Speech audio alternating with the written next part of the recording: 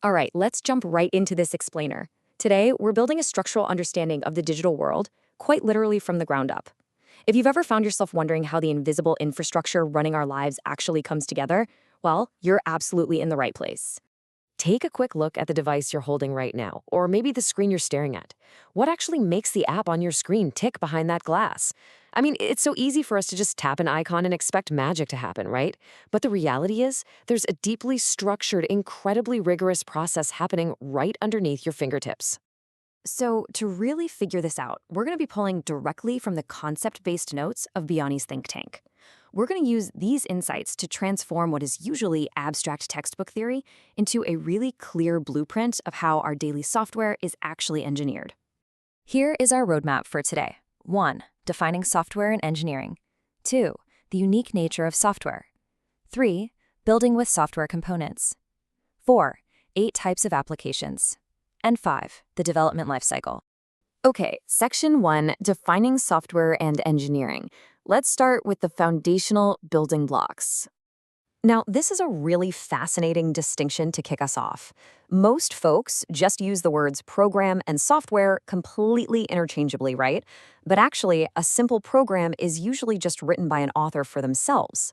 A commercial programming system product, on the other hand, is built for other people to use. It absolutely requires robust documentation, rigid procedures, and rules, mostly because the people writing the code aren't the ones who will be using the system day in and day out. So, software engineering is essentially the rigorous application of science and math that takes those raw individual programs and transforms them into something reliably useful. Because let's be honest, without this systematic, quantifiable approach, a computer is really just an expensive, useless box of metal. Moving right along to Section 2, the unique nature of software. You really can't build software the same way you'd build a car on an assembly line. Hardware manufacturing can always introduce physical quality problems like a loose screw or a bad batch of plastic. But software isn't physical at all. Achieving a high quality in software relies entirely on the quality of its fundamental design and the people engineering it, not on some physical manufacturing line. Just think about how things break. Physical hardware breaks down over time in what engineers call a bathtub curve. You have this initial burn-in phase where defective parts fail pretty quickly, then a nice long flat period of useful life, and finally a massive spike at the end when parts just wear out from friction and old age. But software? Software fundamentally does not wear out. Code doesn't rust. And that gives software this incredible, almost magical flexibility to be constantly updated and customized without physically deteriorating. All right, Section 3. Building with software components. Since we know code doesn't rust, how do we actually construct it? Well, modern software relies heavily on reusable components. Think of them like digital Lego bricks. But to be an effective Lego brick, a component has to hit 5 specific criteria. It must be multi-use, non-context specific, composable, encapsulated to hide its messy inner workings, and act as a totally independent versionable unit. Hitting all those marks requires rigorous testing before that piece is ever allowed to snap together with the rest of the system. Let's speed things up a bit. Section 4. 8 types of applications. This engineered ecosystem powers absolutely everything, and it's categorized into 8 distinct areas.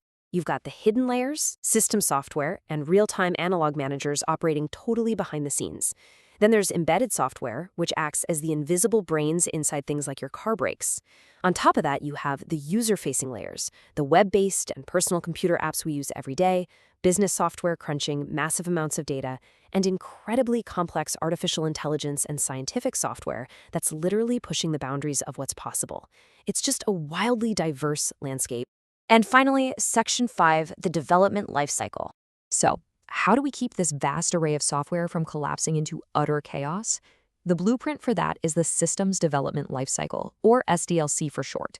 It's an overarching conceptual model in project management that provides complete end-to-end support to a software product throughout its entire evolution, literally from the exact moment someone says, "Hey, I have an idea," all the way to maintaining the app years and years after it launches. A perfect, classic example of how to execute this cycle is the waterfall model. Think of it like a literal waterfall, a sequential approach where everything flows downwards. You start with a highly critical planning stage to evaluate feasibility, assess all the risks, and define concrete goals. And once that stage is completely done, its outputs serve as the direct, fixed inputs for the very next stage. You build sequentially, step by step, making absolutely sure every requirement is met before you progress further down the waterfall toward completion. We've gone from abstract definitions to modular components, and finally, the rigid life cycles that govern it all.